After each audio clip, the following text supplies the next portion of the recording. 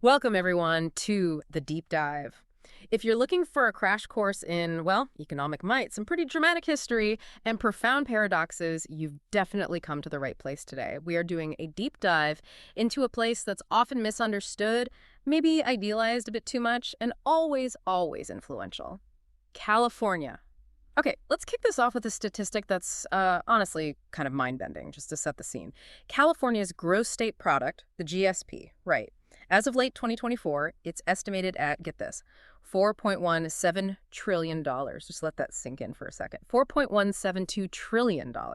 If the Golden State suddenly decided, we're our own country now, it wouldn't just be some minor nation. It would instantly be the world's fourth largest economy. Yeah, it's almost hard to wrap your head around that scale. You're talking about an economy bigger than major countries like Japan, trailing only giants like Germany, and the sheer range of industries packed into just one state is, Yeah. well, it's staggering. Everything from cutting-edge global tech to world-leading agriculture. And that's exactly what we're trying to do today. Our mission here. We've got this stack of sources, history books, economic reports, geographical studies, and we want to quickly but thoroughly unpack the key things that created this powerhouse of really extreme contrasts. We'll go from its wild, almost unbelievable mythical naming through its often brutal history, its unique geography, sometimes really harsh geography, and the modern reality of its kind of two-track economy. Right. And to really get the mindset, you need to remember two key things about how California sees itself. First, that nickname everyone knows, the Golden State. It points straight to gold, the historical driver, the myth that pulled everyone in. And second, the official state motto. It's just one word, Eureka. That Greek word, right? I have found it. It captures this persistent, almost frantic sense of discovery and maybe desperation, too, that's defined pretty much every era of its history. Yeah, a place built on that promise of finding something huge, something new, and let's be honest, often finding it pretty violently.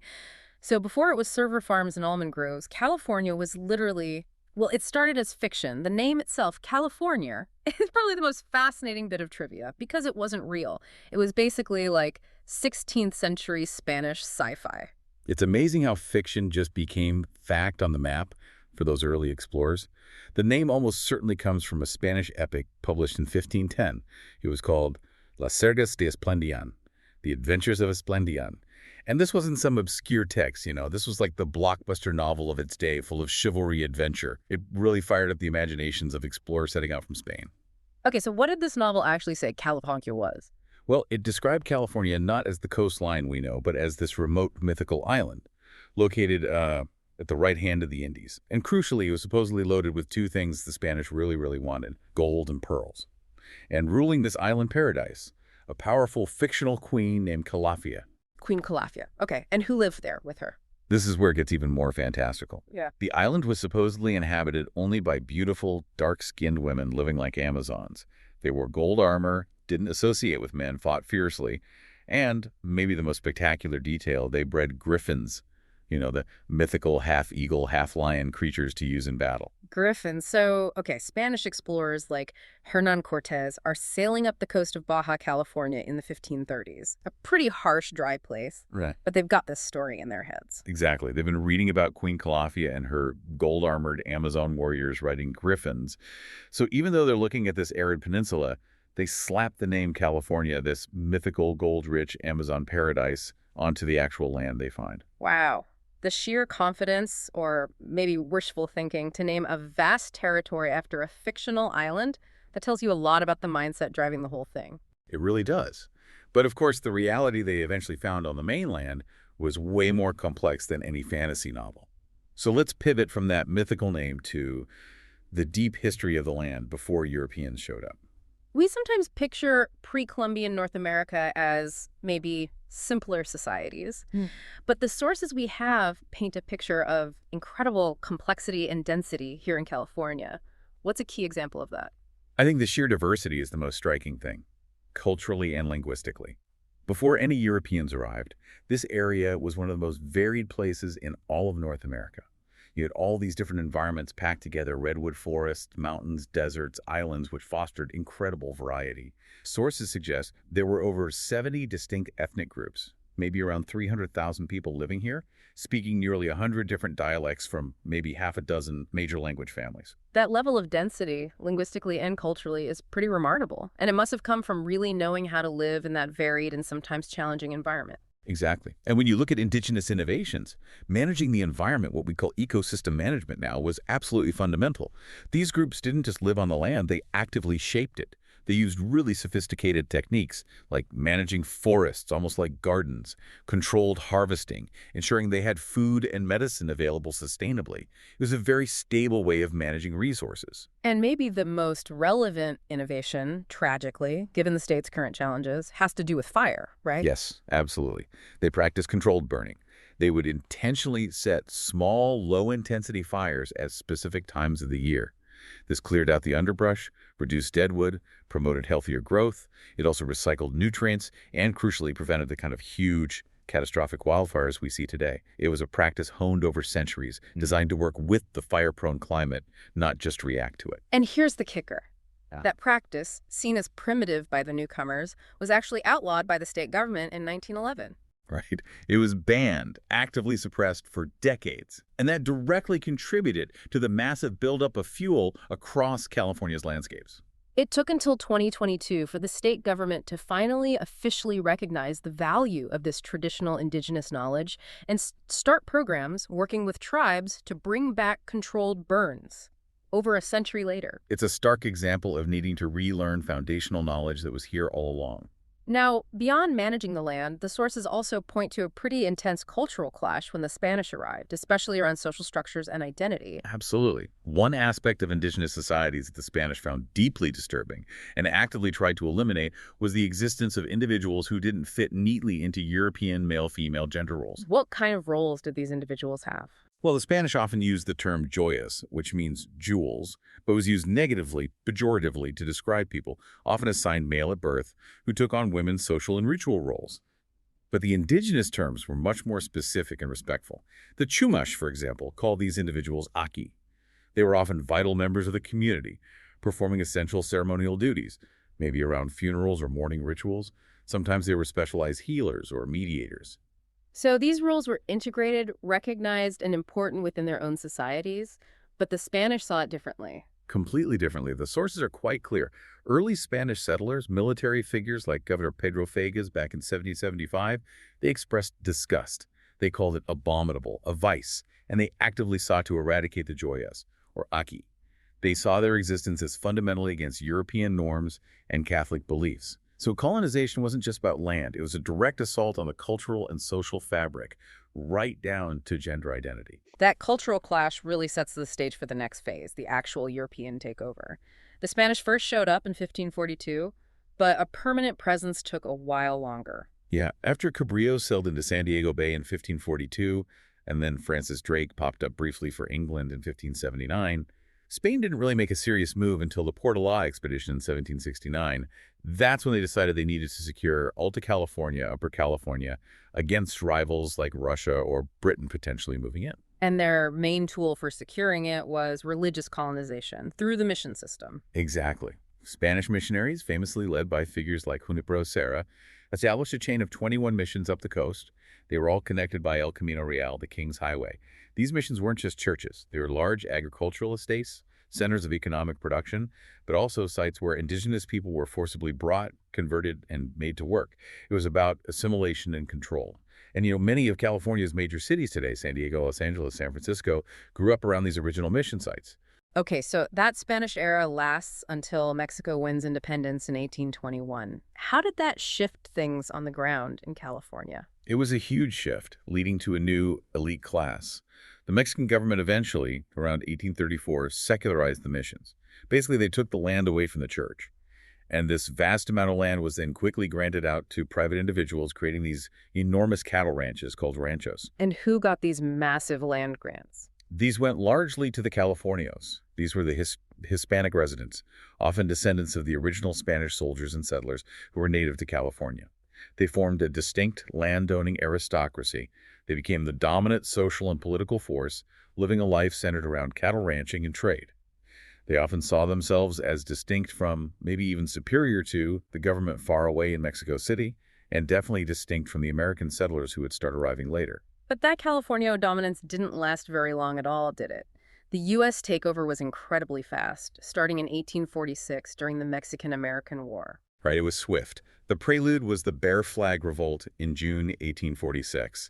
A group of American settlers, likely with some encouragement from U.S. military figures nearby, declared the California Republic. It was very short-lived. William B. Ide was its only president for less than a month before U.S. forces officially raised the American flag and took control. The war ended, and the territory was formally ceded by Mexico in the Treaty of Guadalupe Hidalgo in early 1848. Okay, now here's where the timing gets absolutely explosive.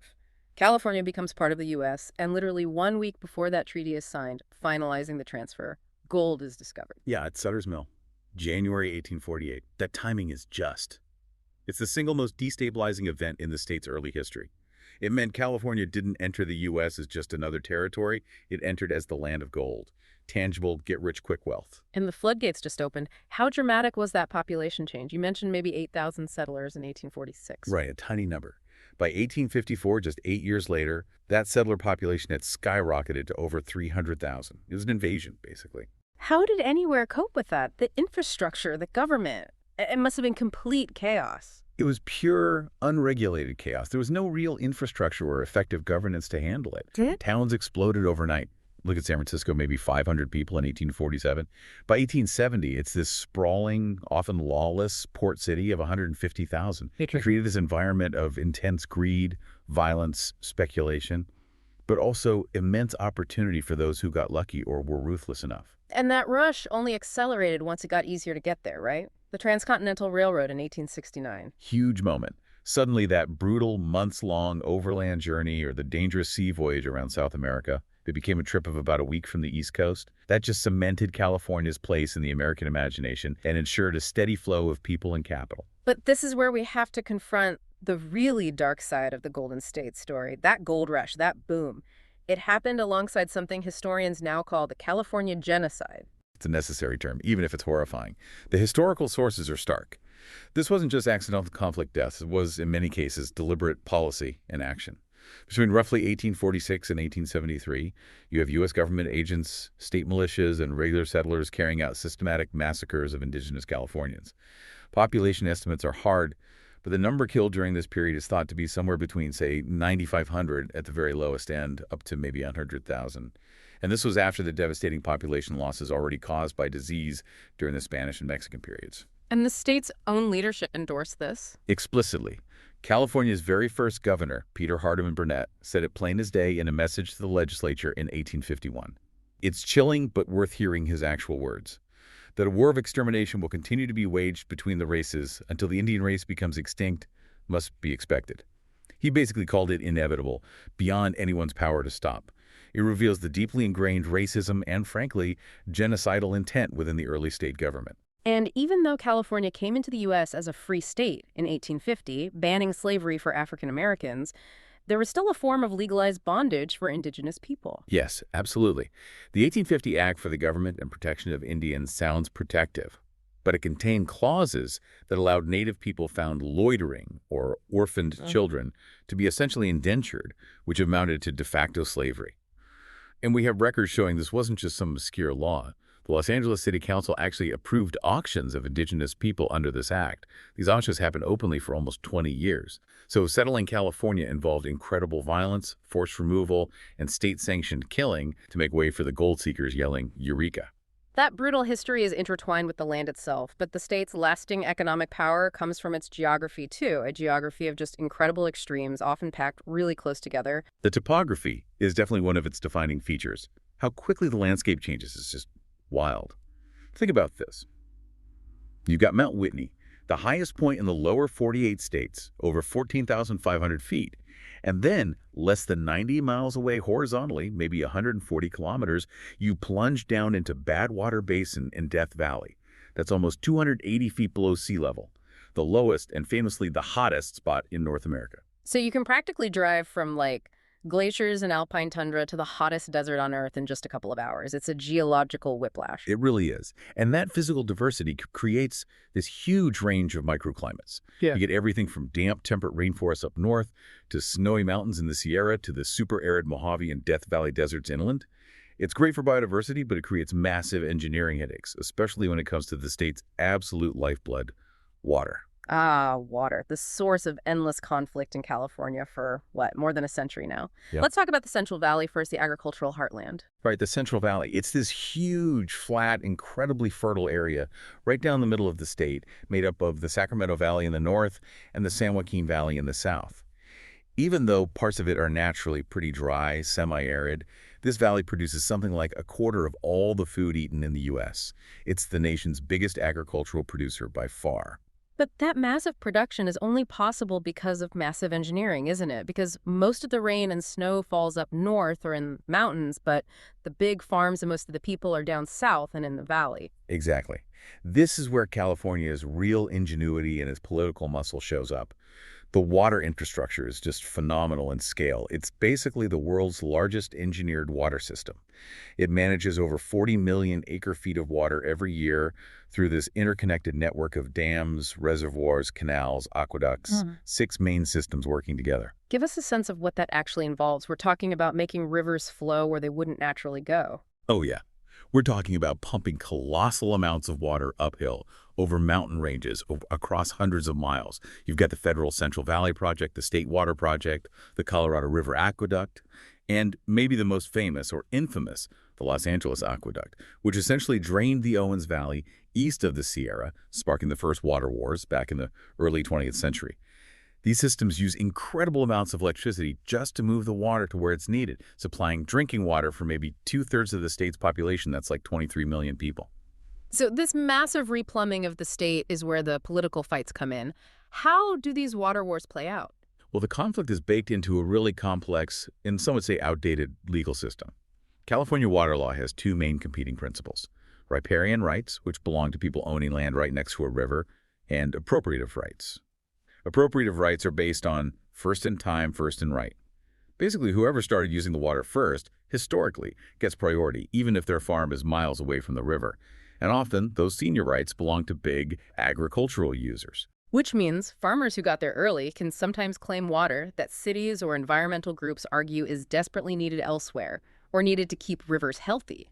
That's the core tension. It often pits the north, where the water originates, against the south, where the demand is highest. You have environmentalists trying to protect flows in the Sacramento-San Joaquin Delta, which is this crucial ecological hub, against powerful agricultural interests in the Central Valley who rely on that water. And is there one particular crop that symbolizes this fight? If there's a poster child, it's probably almonds. California grows the vast majority of the world's almonds. It's very profitable, but almonds use a lot of water. So the debate becomes, should this state essentially be subsidizing water, often delivered at below market cost, to grow thirsty export crops like almonds, especially when drought is becoming more frequent and groundwater is being pumped out unsustainably? It's a huge fight over environment versus profit versus historical water rights. And beyond water, the state's actual geology creates ongoing risks too. Earthquakes, obviously. Yeah, earthquakes are a constant threat. Something like 2/3 of the entire nation's earthquake risk is concentrated in California. That's mainly because of the San Andreas Fault system, where the Pacific Plate and North American Plate are grinding past each other. The ground is literally unstable. And the climate extremes create other hazards. You mentioned Death Valley's record heat, that 134 degrees Fahrenheit back in 1913 still holds the world record. But it's more than just heat, right? Right. In the winter, you get these atmospheric rivers, the huge plumes of moisture coming off the Pacific that can cause intense flooding and landslides. Then in the fall, especially down south, you get the Santa Ana winds, hot, dry winds blowing out from the desert that dramatically increase wildfire danger. The geography offers incredible bounty, but also constant potential for disaster. Okay, let's leap back to that giant economy, that $4.17 trillion GSP. It comes from California succeeding in really different, almost opposing sectors. It's like a dual economy. That's a good way to put it. The first pillar is the one everyone thinks of: technology and innovation. Silicon Valley, down in the San Francisco Bay Area, is still the undisputed global center for tech. It's where the venture capital is, where the big ideas often start. And the concentration of power there is just immense. You've got 3 of the world's 5 biggest tech companies: Apple, Meta, which is Facebook, Google, Alphabet, headquartered right there, plus Intel, Netflix, HP. The list goes on. But that incredible success creates one of California's biggest internal problems, a real paradox the sources point to. All that wealth, especially from tech stock options and IPOs, generates huge tax revenue for the state. But at the same time, It makes it impossible for regular people to afford to live there. exactly. The housing crisis, the unbelievable cost of living, particularly in the Bay Area, is directly tied to the explosion of high-paying tech jobs, driving up demand for housing way faster than supply can keep up, partly due to restrictive local building policies. Hmm. So tech success fuels the state budget, but also fuels the affordability crisis that's driving people out. And beyond tech, California's cultural output is another huge economic driver. Oh, absolutely. Culture and entertainment are massive escalate industries. Hollywood and the film industry are the obvious examples, shaping global entertainment for a century. But it's broader than that. California basically invented modern car culture, hot rods, cruising, all that. And musically, it's been a crucible for so many genres. The Bakersfield sound in country music, West Coast hip-hop, Bay Area thrash metal, surf music. Culture itself is a major California product. Okay, so you have tech and culture, but the other pillar is more foundational, right? The physical economy, tillage and trade, moving actual stuff. Right. Despite all the water worries we talked about, California's farms and ranches still lead the entire country in agricultural output. Dairy, almonds, grapes, especially for wine, are huge. Even back around 2011, farm revenue was over $43 billion a year. It's a massive fundamental part of the economy, separate from the ups and downs of the stock market. And its location makes it crucial for international trade. The ports. Absolutely critical. The ports of Los Angeles and Long Beach, right next to each other, form the single largest port complex in the U.S. by import volume. Think about this. Roughly 40% of all goods imported into the United States come through those two ports. That's nearly half the stuff America buys from overseas electronics, clothes, furniture, you name it. It flows through that narrow bit of Southern California coastline. If those ports ever shut down for long, the whole U.S. economy feels it immediately. Now, all this economic activity, this global connection, has shaped the population in big ways. California is still the biggest state by population, almost 40 million people, but it actually started losing population after 2020, right? That's right, a historically significant shift. And the reasons people gave for leaving tied directly back to those economic paradoxes we discussed. Mainly the insanely high cost of living, the shortage of affordable housing, and high taxes. Between 2021 and 2022 alone, something like 800,000 people moved out. That, combined with lower birth rates, actually caused California to lose a seat in the U.S. Congress for the first time ever after the 2020 census. Losing a congressional seat is a big deal, politically. But even with people leaving, the state's population is still incredibly diverse. Oh, absolutely. By almost any measure, it's the most diverse state. Hispanics became the largest single ethnic group around 2014, making up nearly 40% of the population in the 2020 census. And this is key. Linguistically, while English is the official language, Spanish is spoken at home by over 28% of the population. That's more than 10 million people. And that's not just recent immigration. It reflects those deep historical roots from the Spanish and Mexican eras. It's fundamentally a bilingual state in many ways. For sure. Plus, California has the country's highest concentrations of people speaking languages like Chinese, Vietnamese, and Punjabi. That diversity fuels the workforce for both the tech and the agricultural engines, and it constantly reshapes the state's culture.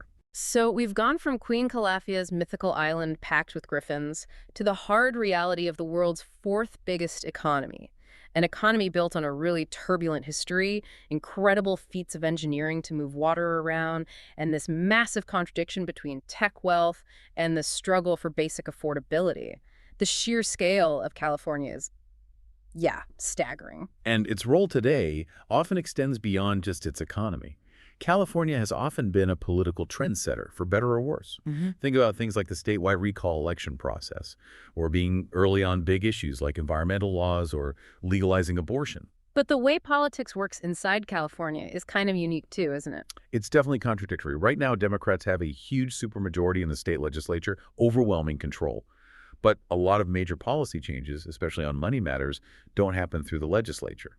They happen because voters pass these complex ballot initiative propositions. And there's probably no better example of that direct democracy having a massive, long-lasting impact than Proposition 13. Oh, Prop 13. Passed by Beaters way back in 1978, it's arguably the single most consequential fiscal policy in modern California history. What it did, fundamentally, was slash property taxes and, crucially, cap how much the assessed value of a property could go up each year only 2%, or the rate of inflation, whichever is less unless the property is sold. So what did that mean in practice? Well, immediate, huge tax relief for people who already owned homes, especially if they'd owned them for a long time. But the flip side was it drastically cut funding for local governments, schools, public services. It shifted power over funding up to the state capital. And critically, by keeping assessed values low until a property sells, it created this huge incentive for people not to move, even if their house is way too big or small for them now. It choked housing turnover and directly feeds into the housing shortage and affordability crisis we were just talking about. Hmm. There's a direct line from Prop 13 in '78 to today's housing problems.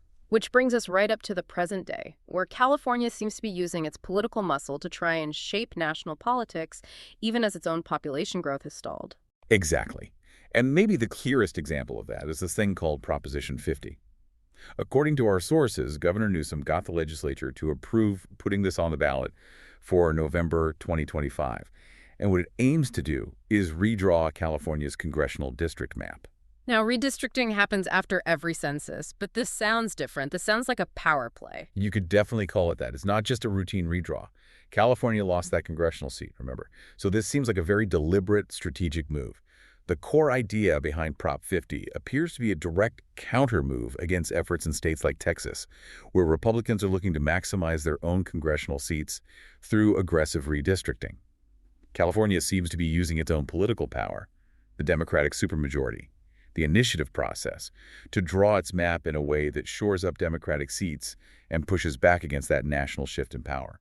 So it's like California is leveraging its internal political structure and its remaining demographic weight, not just to manage its own affairs, but to actively fight a political battle on the national map. That seems to be exactly what's happening. It's moving beyond just regulating tech or fighting over water. It's about using its electoral map as a tool to influence who controls Congress in Washington, D.C., using its large, diverse urban populations as the base for that strategy.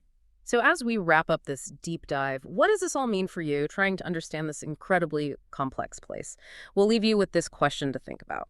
As California increasingly uses these kinds of institutional tools like Proposition 50 to deliberately shape its political geography and maintain national influence, is this high-stakes game of political map drawing going to define California's next chapter even more than its massive economy, its cultural influence, or its constant battle with its own environment?